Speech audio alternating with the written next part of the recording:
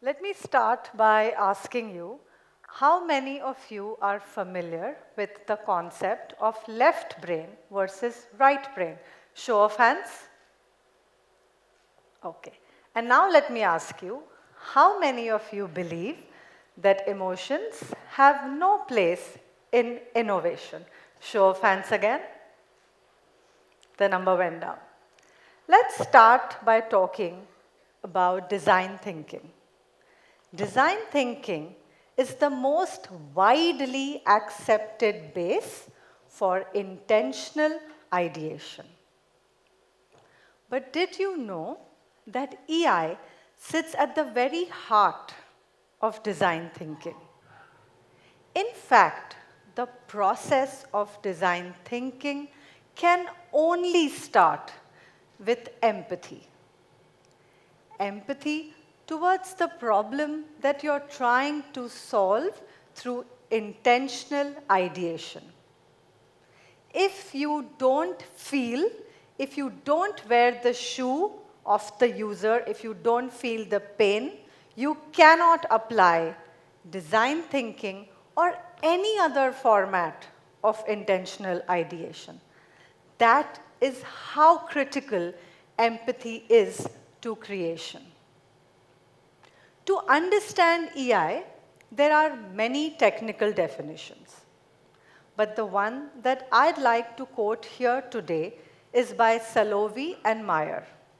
It goes like this: a form of social intelligence that involves the ability to monitor one's own and the other person's emotions and feelings, the ability to discriminate among them, and then use this information to guide your thought and action. What this definition is really telling us or asking of us is, do you have the capacity to understand other human beings? To empathize with their pain? Identify what motivates them? Can you work with other people? That's all we are asking. In fact, a study conducted by Park, Shio, and Scherf directly shows an impact that emotion regulation and emotion facilitation has on people's creativity and innovation process. Irrespective of where you are in your journey of intentional ideation, whether you're a young student innovator, an ideator set to change the world, or a business owner coming up with a product or service that will change the way we live. What is non-negotiable is the people-first perspective. Because remember, the goal is to have an impact and ensure quick adoption. Now that we've understood EI and its impact, let's talk about applying EI to your ideation process. There are a few things that you'll need to take care of. Number one being awareness. Awareness of self and social. Social awareness starts with empathy towards the problem you're trying to solve. The ability to look at the problem from multiple perspectives. To be able to feel the pain of every player involved in the process. Awareness of self requires ideators to stay humble and open-minded. It asks of them to leave their biases and preferences at the door when they enter the room of ideation and innovation. Management. Ideators need to be able to manage failures and setbacks. They need to listen, watch for cues, stay patient, be resilient, and all this while maintaining focus and knowing that wherever your solution will land, it will still be better than the existing alternatives the world has for that problem. And last but most important, collaboration. No transformation can ever be successful without collaboration. When people come together, they create magic. Skills like being a good communicator, an empathetic listener, being able to ably handle conflict are skill sets that are required for the success of the ideation process. Now, let's take this understanding a step further through storytelling. These stories will not just inspire you, but also provide you with actionable insights on how to infuse EI in your ideation strategy. I will leave you with 3 clear takeaways, and these could be your hacks to acing the EI game in ideation. The very first story is about a client. Recently, I was working with the engineering department of a large-scale construction project. The project was 6 months behind schedule, and the developer was facing heavy losses.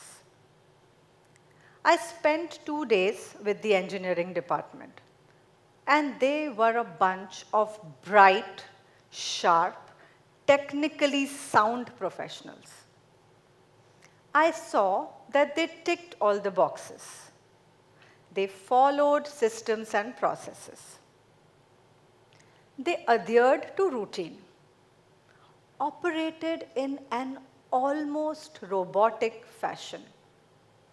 Digging deeper, I discovered that they weren't talking to themselves, to each other in the team. The team lacked psychological safety. Whether it is your home, your school, or workplace, psychological safety is a key driver of creativity. It is about creating a safe space where every individual can express and share their ideas without the fear of judgment, without the fear of rejection, without the fear of their ideas being put up for political maneuvering. Today, when you go back to your home, your classroom, or workplace, do your bit to creating a psychologically safe environment. The second story is a very personal one. Not so long ago, I found myself in the center of a storm.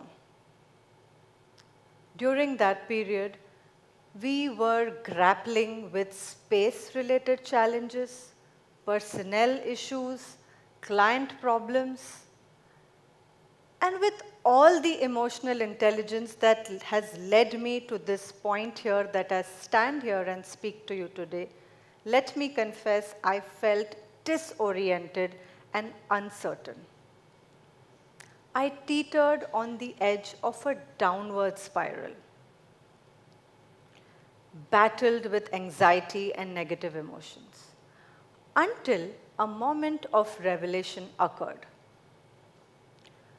I asked myself, aren't these the very challenges that I help clients solve? And my friends, that was not just a moment of revelation, that was a moment of metacognition. Metacognition, simply put, is the ability to contemplate about our own thought process. It is the capacity to pick and choose a certain cognitive skill set best suited for a task. I open my wardrobe and select a certain outfit for an occasion. Imagine doing that with your cognition. I distanced myself from the issue and looked at the system, the people, and the clients through an entirely different cognitive perspective. And true story, believe me, in 3 months, we were able to create more value than we had in the entire preceding year. But let me also share how it felt like. So it felt like shifting gears, changing lanes, and hopping from one vehicle to another, all this while ensuring I don't collide. Yes, that's how it felt. Well, metacognition equips you with emotional flexibility required to navigate such complexities. And almost as if by natural progression, that is the third story and takeaway. But the third story is neither about my client nor me. It's actually a children's story. In Aesop's fable, a sturdy, mighty oak and a humble reed grew next to each other in the forest. A heavy storm tore through the forest. The rigid, unyielding oak stood firm. But ultimately, it succumbed to the tempest, broke down, uprooted. The supple and flexible reed, however, was bending and swaying, almost dancing with the wind. As soon as the storm was over, the reed was upright, resilient, and undamaged. Emotional flexibility is this art, is this delicate dance of bending without breaking, of adapting without losing sight of the goals, of harnessing the strength of our emotions to drive innovation. And with that, my friends, I leave you with the biggest takeaway of my talk. In a room full of the greatest and most successful, the strongest is the one with the most flex. Thank you.